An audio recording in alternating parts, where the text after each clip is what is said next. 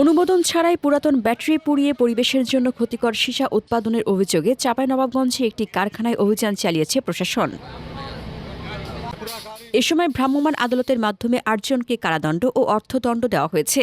মঙ্গলবার রাত ১০টা থেকে বুধবার রাত ১:৩০ পর্যন্ত চাঁপাইনবাবগঞ্জ সদর উপজেলার সরলা ফুলতলা এলাকায় মেসার্স আলতা প্লাস্টিক অ্যান্ড মেটাল নামের একটি কারখানায় যৌথ অভিযান পরিচালনা করা হয়। সদর উপজেলার সহকারী কমিশনার ও নির্বাহী ম্যাজিস্ট্রেট মোহাম্মদ ইকরামুল হক নাহিদের নেতৃত্বে পরিচালিত এ অভিযানে অংশ নেন পরিবেশ অধিদপ্তরের চাঁপাইনবাবগঞ্জ জেলা কার্যালয়ের সহকারী পরিচালক মোহাম্মদ আবু সাইদ সহ সংশ্লিষ্ট কর্মকর্তারা। অভিযানে অনুমোদন ছাড়াই পরিবেশের জন্য মারাত্মক ক্ষতিকর পুরাতন ব্যাটারি পুড়িয়ে সীসা উৎপাদনের প্রমাণ পাওয়ার কথা জানায় প্রশাসন। পরে বাংলাদেশ পরিবেশ সংরক্ষণ আইন ১৯৯৫ অনুযায়ী ৮ জনকে বিভিন্ন মেয়াদে সাজা দেওয়া হয়। ভ্রাম্যমাণ আদালত দণ্ডপ্রাপ্তদের প্রত্যেককে ১ থেকে ৩ মাসের কারাদণ্ড এবং ১০,০০০ থেকে ১ লাখ টাকা পর্যন্ত অর্থদণ্ড প্রদান করেন। একই সঙ্গে পরিবেশ দূষণকারী কারখানাটির বিদ্যুৎ সংযোগ বিচ্ছিন্ন করে দেওয়া হয়।